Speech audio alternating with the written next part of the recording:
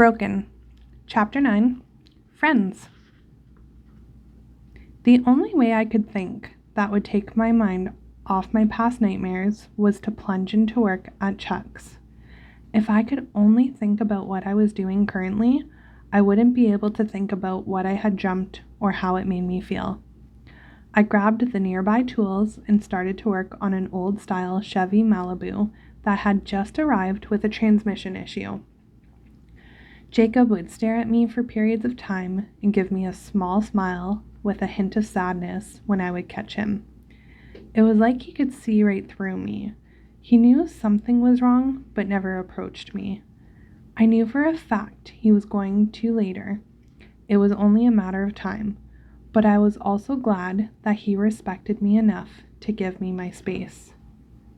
After letting the gentleman know that I had fixed his Chevy's transmission, Jacob approached me cautiously.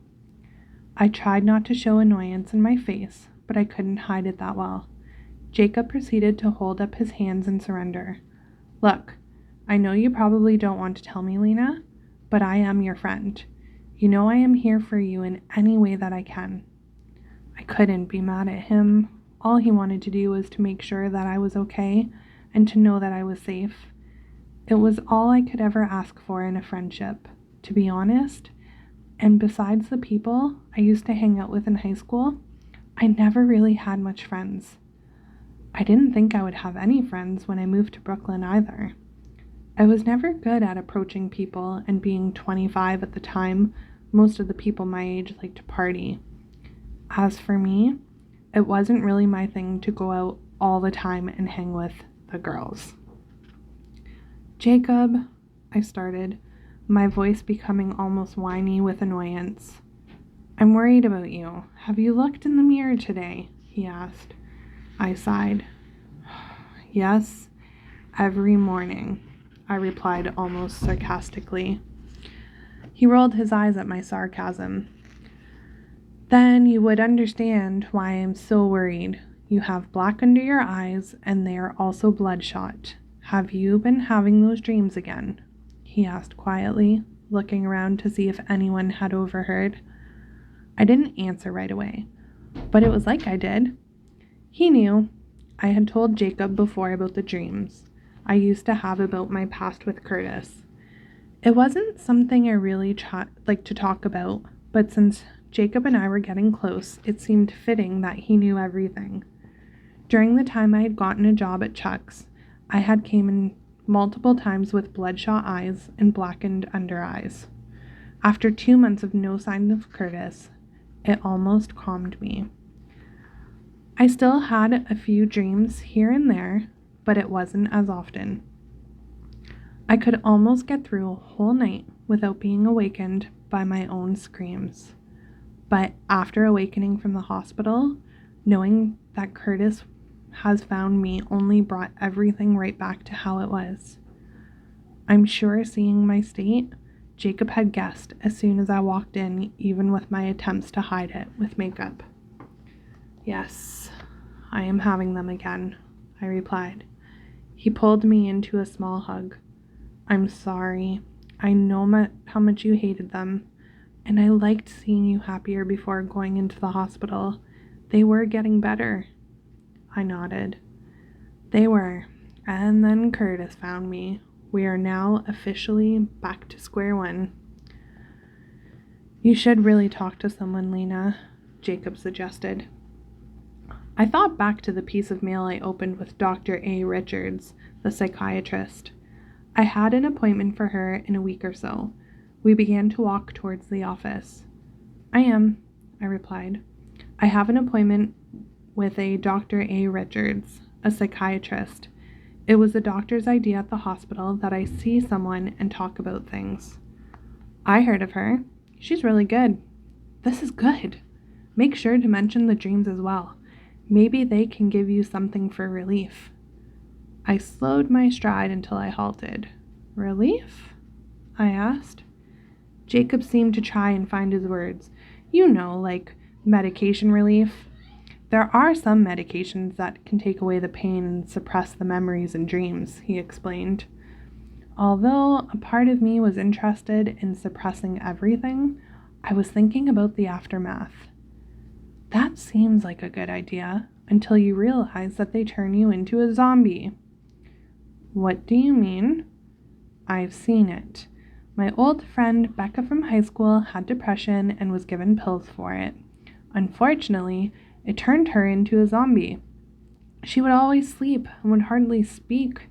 She would describe it as feeling numb, and I don't want to feel that way. He nodded his head. I could see that. But you really should talk about everything to her, though. Don't leave anything out. But if you are nervous and want someone to go to your appointment with you, I would be there. I smiled.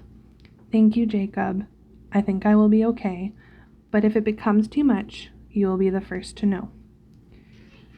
We continued on with our work for a while in silence.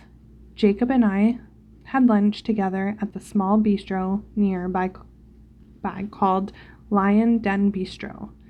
It had the most delicious food from sandwiches to salads. One of the specials had caught my attention. Buffalo chicken panini with cream of potato soup with bacon. It was a perfect combination. I ate slowly as Jacob and I discussed the car that he had fixed with the old man the other day. He had been covered head to toe in oil since the man had forgotten to change his oil for almost 2 months. It was a mess, Jacob exclaimed. I started to laugh. He was old, Jacob. I could understand that he forgot. He looked to be about 80. 2 months my ass, he stated. You should have seen the state of the oil, Lena. That wasn't 2 months at all. It had clumped together so bad I'm surprised his car didn't blow up. I shook my head, laughing as he explained how he became covered in the goopy mess. Did you remind him to come back for another oil change? He bit into his bistro burger. Yes, but I doubt he will remember that either, he stated with a mouthful. You never know, Jacob. Maybe he will remember, I stated, almost hopeful.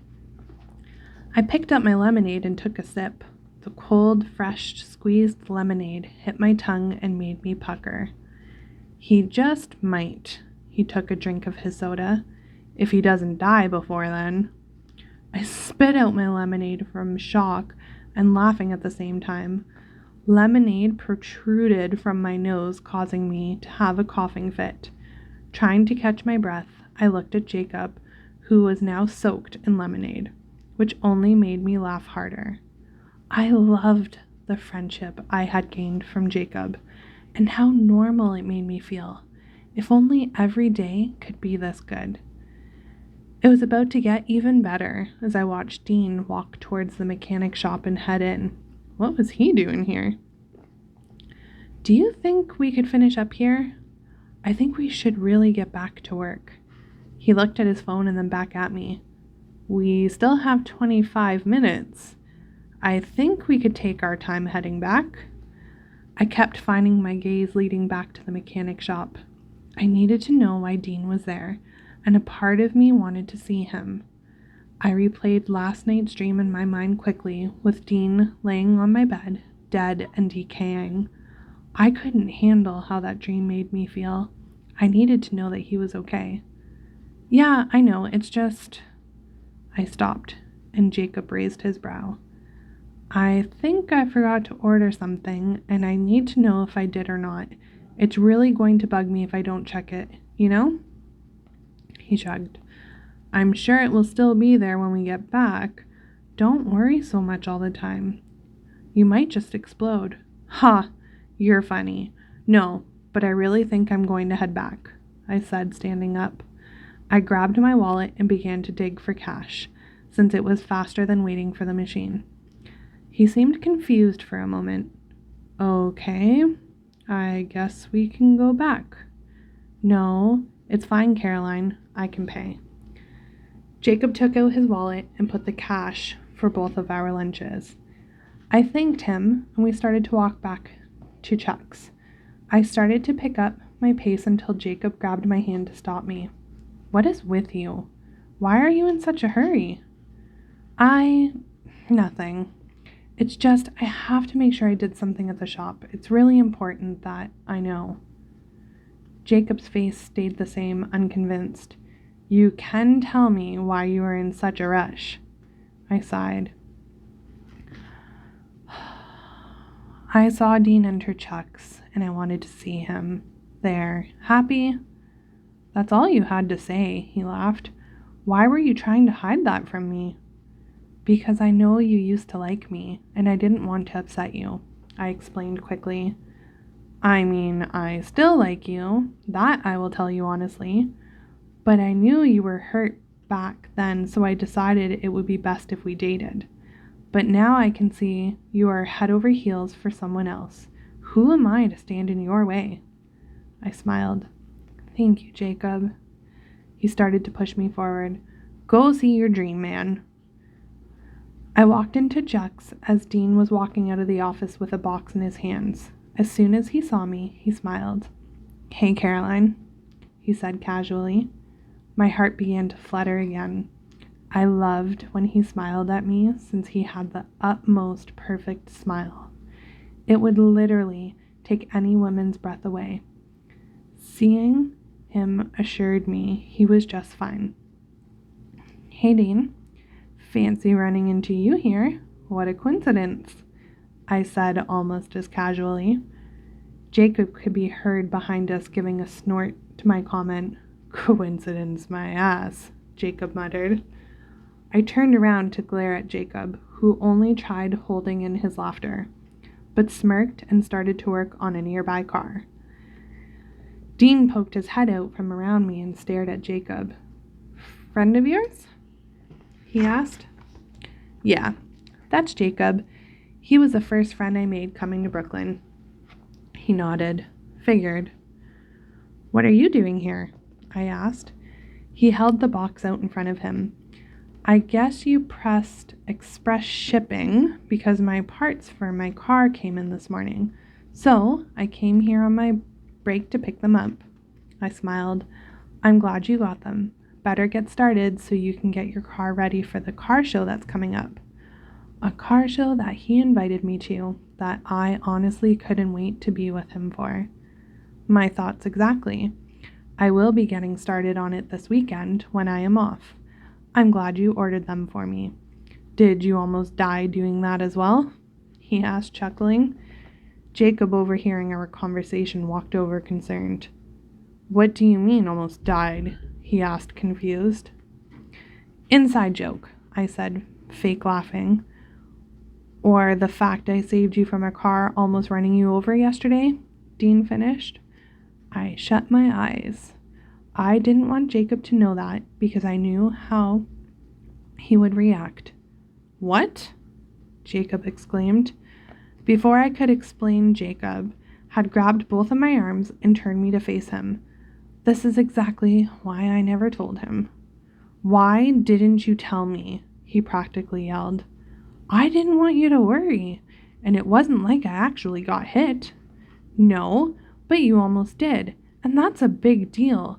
You could have died. Don't you think that is something I should have known? He asked, concerned. I sighed. I'm sorry. You worry enough, especially what happened with Curtis here.